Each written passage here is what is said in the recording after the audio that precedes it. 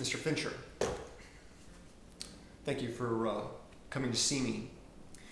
We need to have a conversation about the most recent project that you turned in, your project with Mr. Roth on the adaptation of the F. Scott Fitzgerald short story, The Curious Case of Benjamin Button.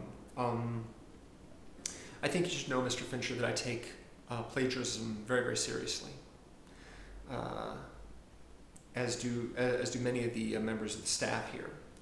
And there are a number of rather disturbing similarities between this project and the project that your collaborator, Mr. Roth, worked on with one of our alumni, Mr. Zemeckis, which was an adaptation of a novel by Winston Groom called Forrest Gump.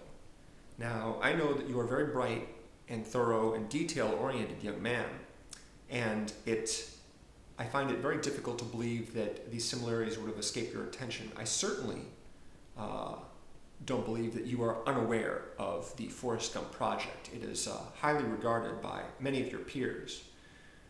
If you have not seen it, I'm certain you're certainly aware of it.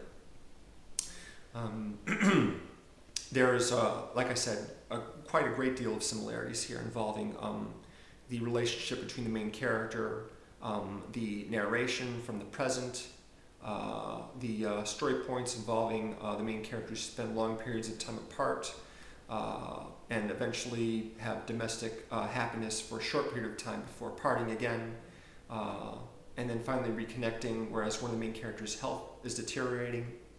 The two main characters have a child. A friend of the main character suffers a serious injury, well, in this case, one of the main characters.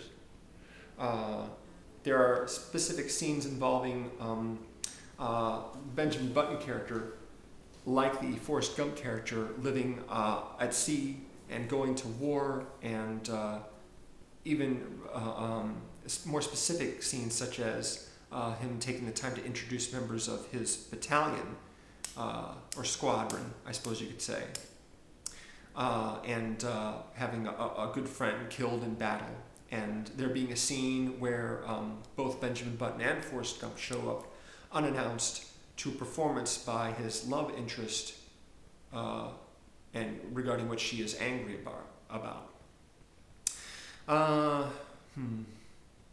Yes. Also, the main character, Benjamin Button, has a mother but no father, like Forrest Gump.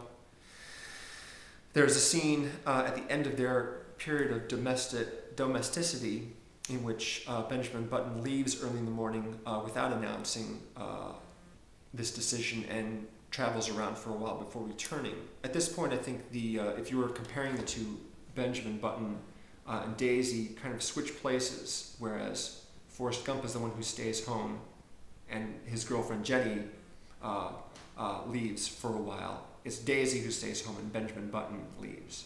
But still, the similarities are quite apparent. There is even a similarity between the trope of the hummingbird in your project and the feather in Eric and Bob's project.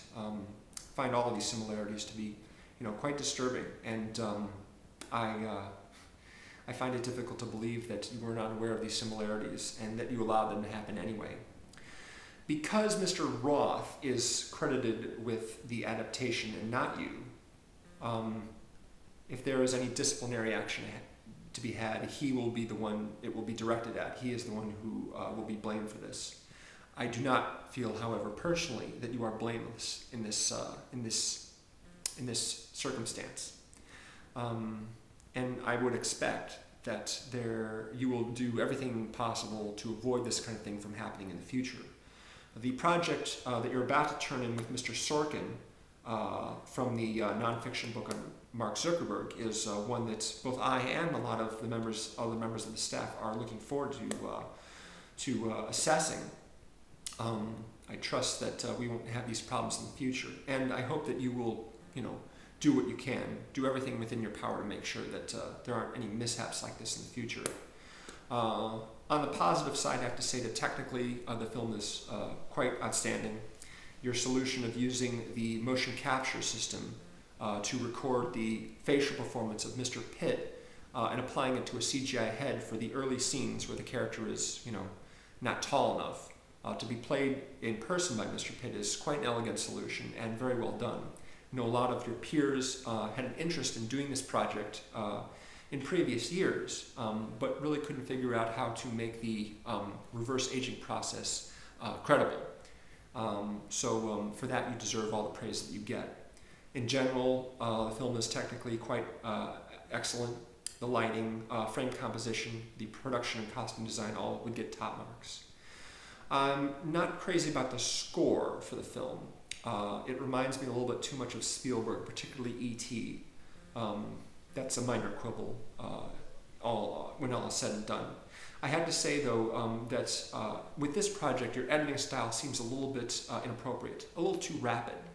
I know you're used to doing projects that involve more dark themes, murder, mysteries, that kind of thing.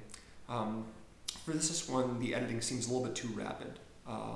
Your predecessors, Zemeckis and Spielberg, have the good sense to know when to hold a shot for a long period of time rather than cross-cutting too rapidly. So that's something I think you should take a look at for your non-serial killer films.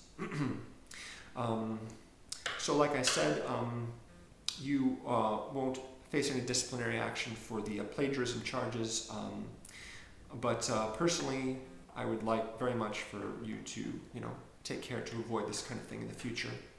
And you should expect that this project, the lower grade that you'll be receiving for this project, might end up affecting your GPA despite the high marks that you've gotten on your previous projects. So please don't be surprised when that occurs. My colleague, Ms. vrosebhappy, also has finished your assessment, and she asked me to remind you to stop by her office so that she can give you her evaluation once you're done here. So I think that's everything I have. Thank you very much for coming in, and that'll be all for now. Thank you, Mr. Fincher.